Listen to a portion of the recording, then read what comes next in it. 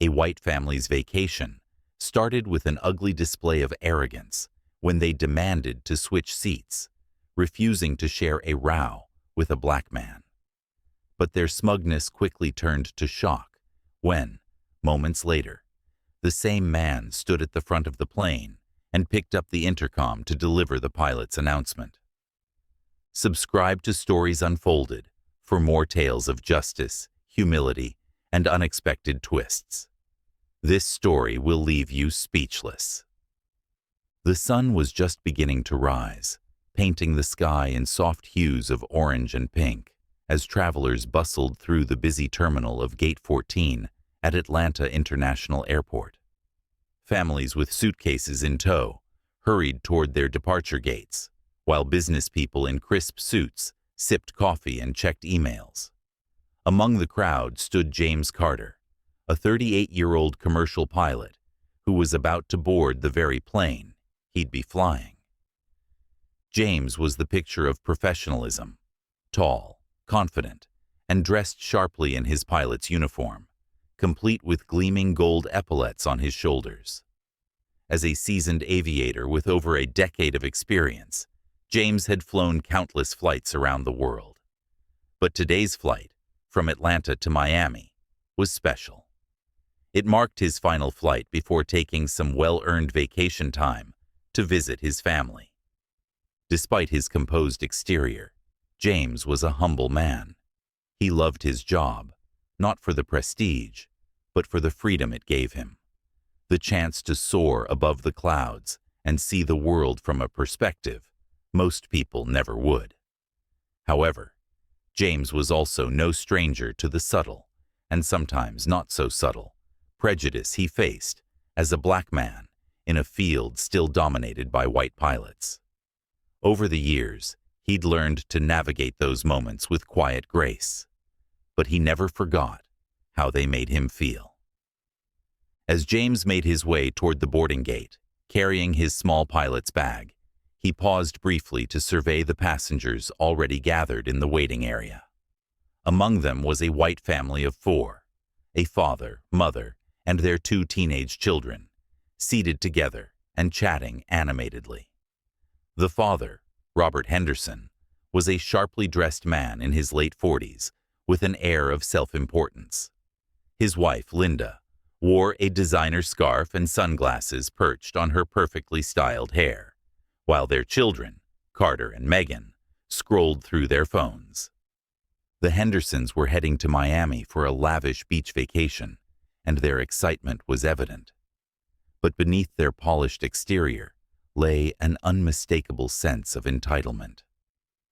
Boarding began promptly, and James waited near the gate as the passengers filed onto the plane. He liked to observe people as they boarded. It gave him a sense of who he'd be flying that day. The Henderson family was among the first to board, striding confidently down the jet bridge and into the cabin. They were seated in row 6, a section with extra legroom, and as they stowed their luggage, they chatted loudly about their vacation plans. Moments later, James boarded discreetly, heading toward the cockpit to complete his pre-flight checks. As he passed through the cabin, some passengers gave him a polite nod or smile, recognizing his uniform. The Hendersons, however, were too engrossed in their conversation to notice him.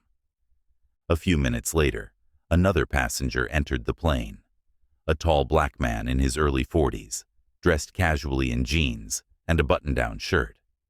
His name was Andre Williams, a software engineer traveling to Miami for a business conference. Andre had an easygoing demeanor, and as he approached row 6, he smiled at the Hendersons. "Excuse me," Andre said politely, gesturing to the empty seat beside Linda. "This is my seat." Linda's smile faltered as she looked him up and down. "Oh, are you sure?" she asked, her tone laced with thinly veiled skepticism. "Yes, ma'am," Andre replied, holding up his boarding pass. Robert, noticing the exchange, leaned over and glanced at Andre's ticket. "Isn't there another seat somewhere else?" he asked curtly. Andre's brows furrowed slightly. No, sir. This is my assigned seat. Linda exchanged a look with her husband, her discomfort evident. Well, she said, her voice lowering, it's just that we were hoping to sit as a family. Andre glanced at the 3 seats already occupied by Robert, Linda, and Megan. You are sitting as a family, he pointed out calmly. Robert frowned.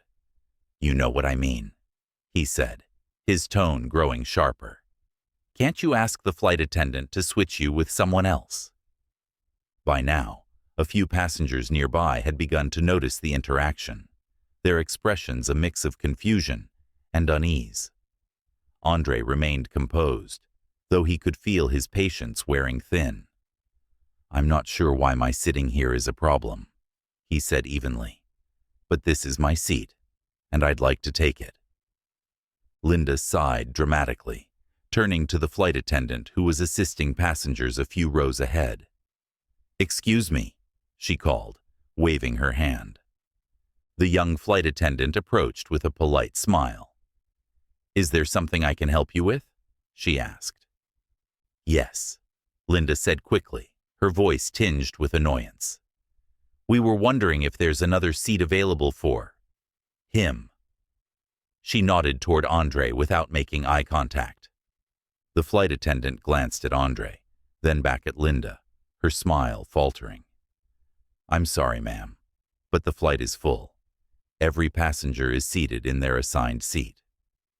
But we're traveling as a family, Robert interjected. We'd feel more comfortable if we could sit together without disruptions. Andre's jaw tightened. He was used to moments like this, but that didn't make them any less infuriating. Ma'am, he said to the flight attendant, I just want to take my seat. That's all. The flight attendant hesitated, clearly uncomfortable with the escalating situation. Of course, sir, she said, stepping aside to let Andre sit. As Andre settled into his seat, the Hendersons exchanged hushed whispers, their irritation evident. Meanwhile, James completed his pre-flight checks in the cockpit, unaware of the drama unfolding just a few rows behind him. A short time later, the boarding process was complete, and the cabin doors were secured. The flight attendants began their safety demonstration as the plane prepared to taxi to the runway. Once everything was in place, James picked up the intercom and pressed the button to address the passengers. Good morning, ladies and gentlemen, he began, his voice warm and professional. This is Captain James Carter, and I'd like to welcome you aboard Flight 872 to Miami. Our flight time today will be approximately 1 hour and 45 minutes, and we're expecting clear skies for most of the journey. As James spoke, Andre couldn't help but smile, recognizing the voice of the pilot he had seen earlier. But in row 6, the Henderson family froze. Linda's head snapped up, her eyes widening as she looked toward the cockpit. Wait, she whispered to Robert. Did he say Captain Carter? Robert frowned, his confusion mirroring his wife's. That's the guy we saw earlier in the uniform, Megan added, her voice barely audible. The realization hit them like a freight train. The black man they had ignored in the terminal, the one they had assumed was a passenger, or maybe even airport staff, was the very person flying the plane. As the plane taxied to the runway, the Hendersons sat frozen in their seats, their earlier arrogance now replaced by stunned silence. Linda clutched her designer handbag tightly, her mind racing. Robert, who had been the loudest in demanding Andre move seats, shifted uncomfortably, his gaze darting toward the front of the plane. Megan, the quieter of the two teenagers, broke the silence. Dad, he's the pilot, she whispered, her voice tinged with disbelief. I know, Robert muttered, his voice low. He glanced at Linda, but neither of them could find the words to acknowledge what they were feeling. Meanwhile, Andre leaned back in his seat, catching the subtle change in the Hendersons' demeanor. He didn't say anything. He didn't have to. The weight of the situation spoke volumes. As the plane leveled off at cruising altitude, Captain Carter's voice came over the intercom once more. "Ladies and gentlemen, this is Captain Carter again. I hope you're all settled in and enjoying the flight. On behalf of the entire crew, we want to thank you for choosing us today. We're here to make your journey as comfortable as possible, so don't hesitate to reach out to our flight attendants if you need anything." The Hendersons exchanged uneasy glances, the irony of the situation weighing heavily on them. The man they had silently, and not so silently, judged, the one they thought didn't belong on their row, wasn't just another passenger. He was the one responsible for their safety, the one with the skill and expertise to navigate the skies. Linda fidgeted with her scarf, her earlier smugness replaced by an air of discomfort. Megan and Carter stared out the window, avoiding eye contact with Andre, while Robert crossed his arms and stared straight ahead, his jaw clenched. Andre, for his part, remained composed. He was no stranger to moments like this, moments where prejudice collided with reality, forcing people to confront their assumptions. But instead of gloating, Andre chose to let the lesson speak for itself. The flight went smoothly, with clear skies and minimal turbulence.